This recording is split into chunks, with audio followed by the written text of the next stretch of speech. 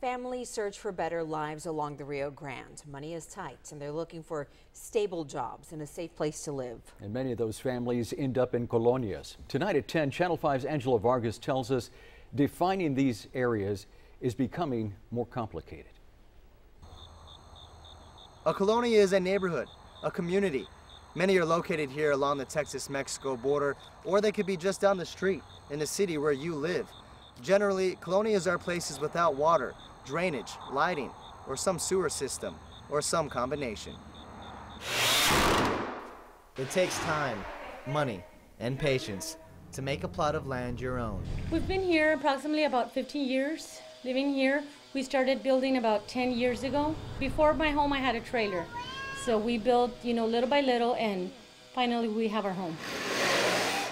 Nereida Hernandez is adding to her house. She wants more space for her 2 teenage boys. Hernandez says her family chose to live in the colonia. They knew they could save money by living here. She designed the home. It's one of the nicest here. There was no pressure of having a payment of a home. If we didn't have money, we just stopped the building. And we've done it like that since. And we've gotten our way anyways. It's been good because we don't have a mortgage. So that's the payoff about it. Eventually, Hernandez wants to sell her home. She's concerned that it will not happen. The same pride of ownership is not expressed in the rest of this colonia. Whatever is around us is going to harm us at the time that we want to sell, because people are building junkyards or their trailer mechanic shops, and this is not a place for a business. The Secretary of State's office told us they are unaware of any existing building regulations for colonias. They don't have building codes. They can't go out there and enforce that. The county, from what I am aware of, is that they can only enforce under the authority that they're given through the state, through the laws that the state passes. So they don't have that type of power at the current moment.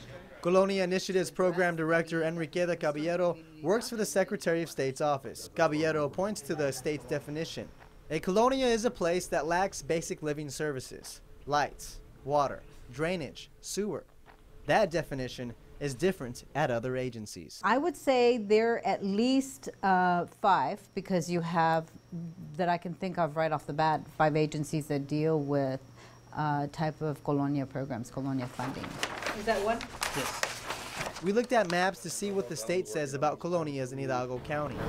We went out with the Hidalgo County Secretary of State's Ombudsman Oliver de la Garza to get a better understanding. There is a lack of infrastructure. They have septic tanks, and it is a flood area that floods heavily during rain events. We are in an area near Hernandez's home. This community looks like a colonia. It is not. That doesn't have an M number. So in our reports, we don't consider it a colonia. With other agencies' definitions, it may be a colonia, but with the state of Texas, when the Secretary of State, this does not have an M number. It was developed after recently, in the last 4 or 5 years. De la Garza says the infrastructure may be different. The homes may look the same. That we're starting to have focusing on areas that are not only infrastructure, but now we have to think about other things: education, economic development, housing. Now, water and wastewater isn't our main concern. It's still an issue, but it's still not. There's no longer, a dire need in Hidalgo County. It's given to all the colonias registered in the state AG's office. If a county or city wants a colonia to be designated by the state, city or county leaders must put in a request. That designation means money from the state can go to a city or county and will be used to make life better in the colonias. The state classifies colonias by color: red, yellow, and green. A green colonia status means people have all the basic living requirements: water, lights, and sewer.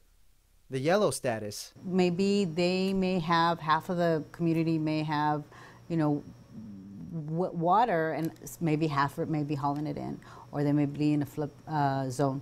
The red status means they lack safe drinking water, sewer, and are not platted.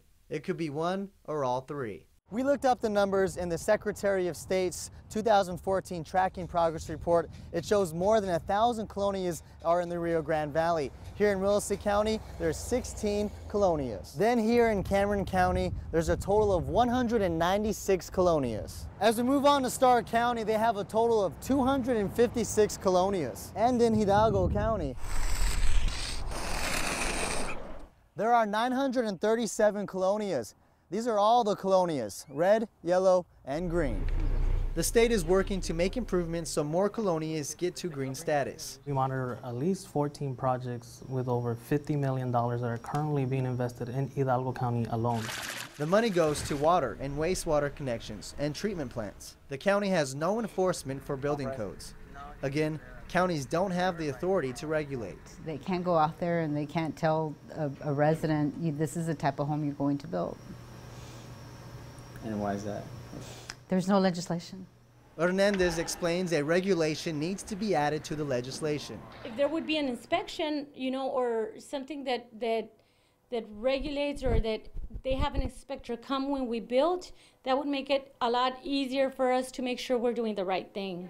Hernandez will finish the remodel on her house. She hired a contractor to make sure the home was built and wired properly. Now, she hopes others will follow that example, building codes or not. In Hidalgo County, Angelo Vargas, Channel 5 News at 10.